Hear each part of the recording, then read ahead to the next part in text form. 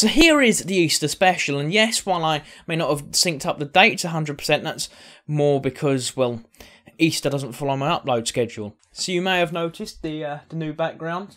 If you've watched my TikToks, you've probably been watching this be slowly set up. Got my DVD case. Left my extended edition Lord of the Rings somewhere. When I find them, I'll have them on display. So we all know about the famous Christmas Truce of 1914. I did a video on it. You should check it out. But did you know that there was also a truce between the Orthodox soldiers of the Austro-Hungarian Empire and the Orthodox soldiers of the Russian Empire? Well, here I am to once again talk about one of the most brutal and important conflicts in human history, only to talk about one of the most peaceful moments that happened within it. This is the story of the Easter Truce.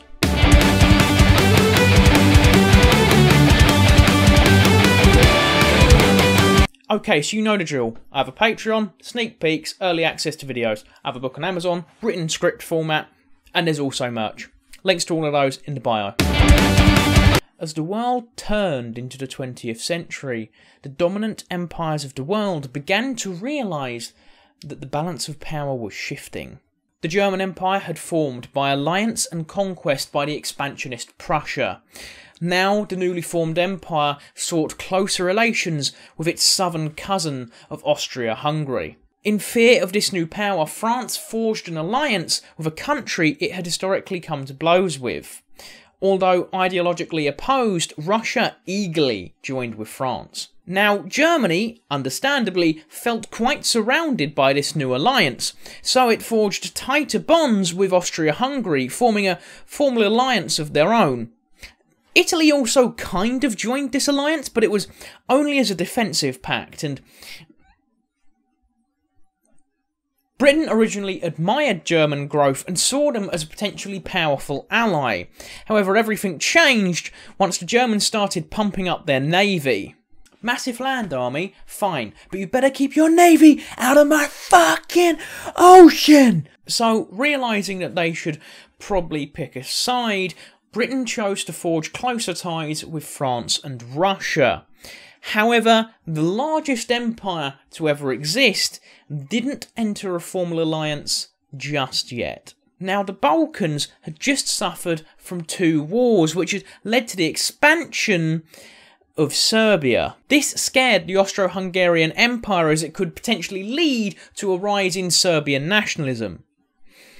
I'm sure everything will be fine though. So the Archduke Franz Ferdinand just got assassinated by a 19-year-old Serbian nationalist called Gavrilo Princip. Responding completely rationally, Austria-Hungary sends Serbia an ultimatum which is designed to be refused and start a minor war in the region. The ultimatum was delivered on the 23rd of July 1914 and detailed that the Serbians would have to accept an Austro-Hungarian inquiry into the assassination, ignoring the fact that the Serbians already had their own investigation underway. On top of this, the Serbian government would be required to stamp out any anti-Austro-Hungarian sentiments that began to take root within the nation. Serbia would also have to take steps to eliminate any terrorist organisations within its borders, much like the Black Hand, of which Gavrilo Princip was a member. The Black Hand, of course, was the same group that was responsible for the passing of the Archduke. The Austro-Hungarians gave the Serbians 48 hours to respond to this ultimatum, and as stated previously, it was designed to be rejected, which everyone expected them to do. But what followed wasn't an expected series of events. The Russians believed that Germany was only supporting Austria-Hungary to defend its own interests in the region. Just before 6 PM on the 25th of July 1914, Serbia accepted all of Austria-Hungary's terms except one. They would not allow them into an inquiry about the assassination. Now, this meant that Austria-Hungary and by extension Germany didn't have their clean-cut excuse for war.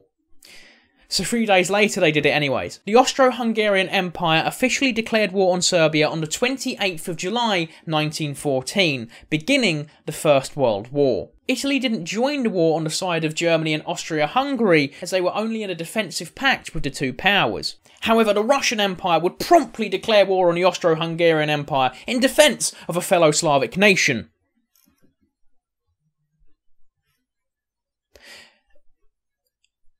Yeah, apparently the Russian Empire was yet to gain the ability to understand irony. Now, obviously, Germany backed Austria-Hungary while France backed Russia and Serbia. The Germans decided that it was probably a good idea to knock France out of the war before the Russians could even mobilise, eliminating the idea of a two-front war. To do this, they decided to push through Belgium. Britain, being friends with Belgium, sent Germany an ultimatum, ordering them to withdraw all of their forces from Belgian territory. The British ultimatum was ignored, and Britain joined the war on the side of France, Russia and Serbia. Now, the Eastern Front shared a lot of similarities to the Western Front that we're all used to seeing on TV, in movies, and probably took trips to when we were younger. At its height, the Eastern Front stretched from the Baltic coast to the Black Sea, with Russia and post-1916 Romania being the main allied and associated powers in the region. There was far greater differences as you travelled along this front, just simply due to the larger distances it covered. This created more fluidity and fighting effectiveness for both sides up and down the front. Both sides were using conscript armies on the Eastern Front, with Russia's 1.4 million men being absolutely obliterated manpower-wise by Germany's 1.9 million. The Austro-Hungarians had 450,000. At least you tried. Combined, the Central Powers did outnumber the Russians and later the Romanians on the Eastern Front, but the Central Powers were split between two fronts. Now, at the time, the German army was one of the most dominant in the world. The Russian army, on the other hand, lacked any serious artillery and fielded large numbers of cavalry. As you would expect, this put a serious strain on logistics and communications. The Austro-Hungarians didn't really fare better than the Russians, who actually had the advantage of better and braver fighting men. The Russians, however, lacked any real leadership and had an inability to find replacement officers when one fell. The Austro-Hungarians did have officers, they just weren't really of an amazing quality. Now for the main event, the Easter Truce, and you may be wondering to yourself, why didn't the Easter Front have a Christmas Truce? Well, the answer is pretty simple. Easter was simply more important to the Orthodox Russian troops than Christmas was. On Easter Sunday, April 1916, the Russian troops faced hard fighting in Belarus, yet on the southern edge of the Eastern Front, humanity dared to shine through. Men from 4 Russian regiments crossed into no man's land to call a truce.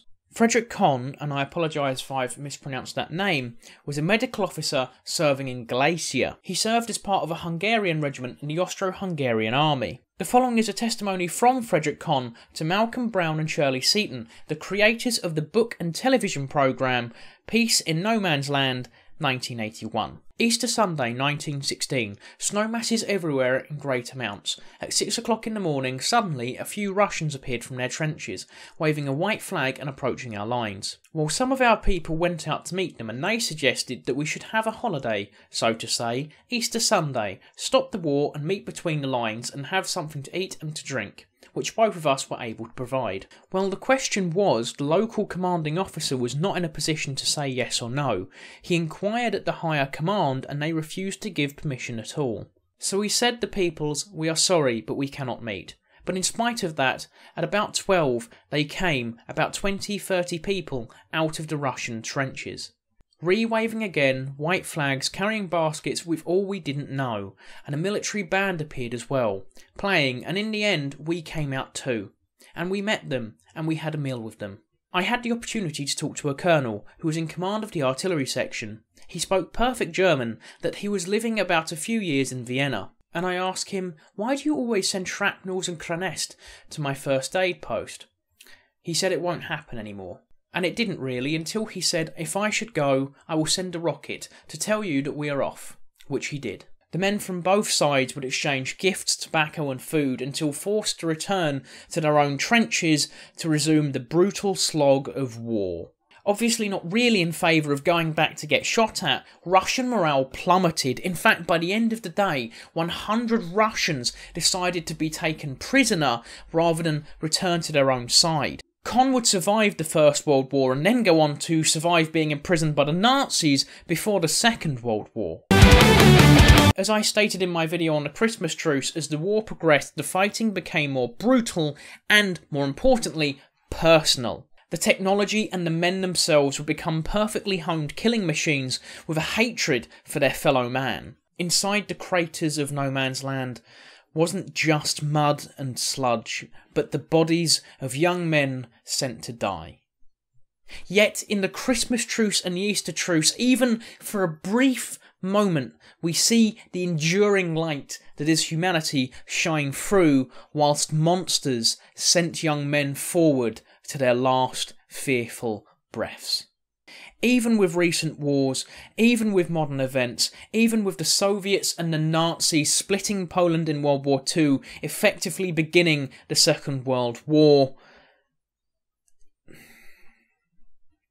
You know what, I was going to rant here, but I find myself turning once again to Fredrick Kohn.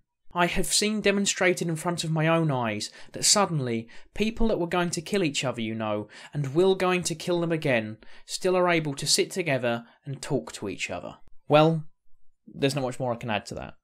And even though I primarily just served as the person who gave the backstory to World War I, which allowed me to set up the story, I thought it was better to let Fredrick Kohn's words speak for themselves. Frosten Christos Vakries. Thank you for watching, and I'll see you in the next one.